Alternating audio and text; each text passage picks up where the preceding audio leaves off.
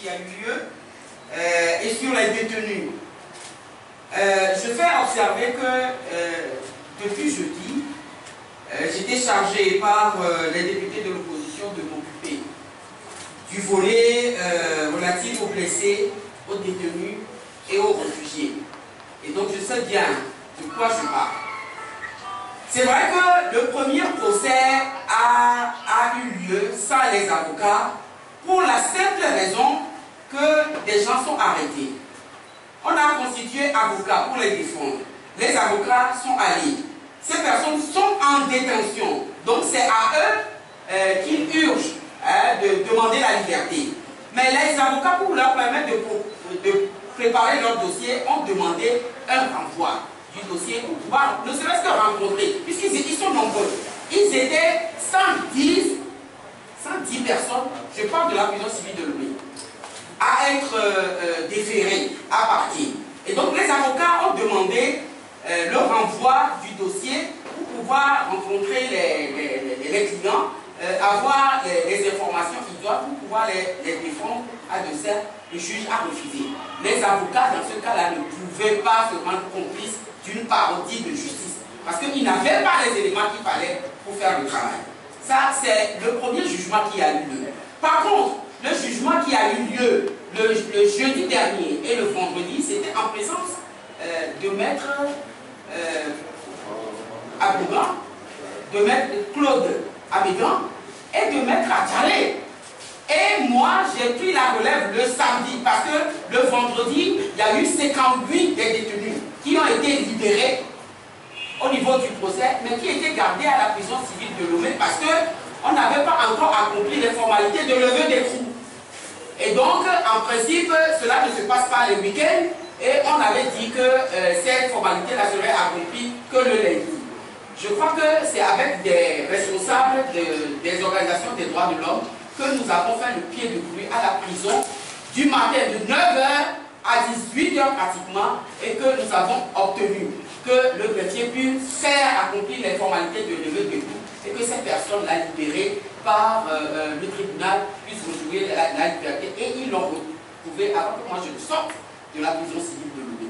Alors, lorsque les gens racontent des histoires, moi je souhaiterais que nous sommes à une conférence de presse, que vous êtes des journalistes, que vous nous posiez les questions, que vous nous demandiez la réalité de ce qui s'est passé, pour que nous puissions vous donner les vraies informations. Dire qu'on ne parle que des blessés. Non, on ne parle pas que des blessés. Nous prenons en charge les blessés. C'est ça la réalité. On ne dit pas prendre guérison blessés parce que c'est ce que vous avez dit dans la déclaration, vous dites prendre guérison blessés, etc. Non, on ne dit pas.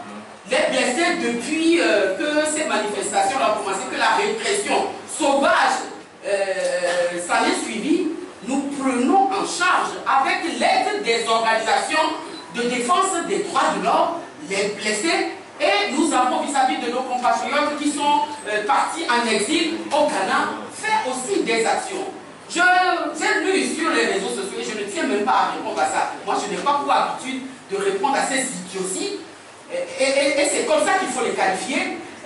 Le fameux couple là sur la dérision qu'on fait de l'action de solidarité des députés de l'opposition parlementaire vis-à-vis des détenus, des blessés et des réfugiés, je ne veux pas rentrer dans cette polémique parce que nous avons notre conscience pour nous. Nous avons décidé en toute liberté de faire cette action-là. Personne ne nous y a obligés et nous le faisons comme nous attendons. Au moment opportun, nous ferons le compte rendu de ce que les députés ont donné, de ce que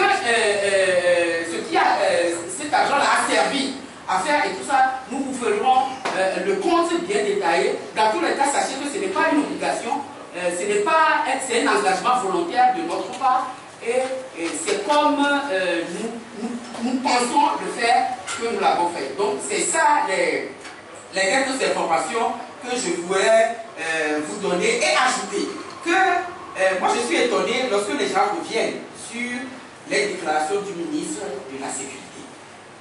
C'est un habitué du fait.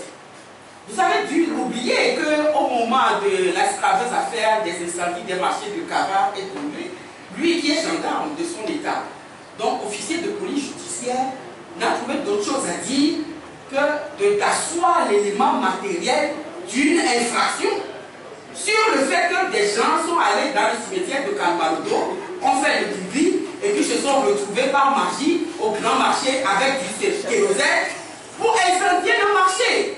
Mais vous ne vous souvenez pas, nous l'avons interpellé à l'Assemblée nationale. Lors de la tragique affaire de la faune de Mango, où il y avait eu, je crois, 6 morts à l'époque, mais devant la représentation nationale, il n'a pas eu aucune retenue de nous dire que c'est des tirs de sommation qui ont été tirés en l'air et que c'est un descendant que la balle a pénétré les personnes qui ont été tuées. Alors, moi je ne comprends pas. Quand il parle de... quelqu'un l'a rappelé tout à l'heure. Nous avons ce problème de milice, nous l'avons dénoncé.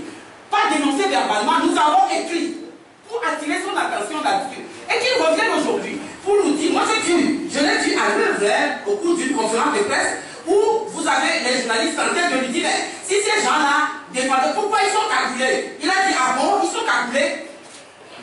Ça veut dire qu'il ignore. Donc, moi je crois qu'il faut que nous venions vers des informations crédibles et que le ministre de la Sécurité qui est habitué à ces genres de choses-là, nous le laissons dans son marasme et dans les racontats qu'il a l'habitude toujours de servir à la population. Je vous remercie.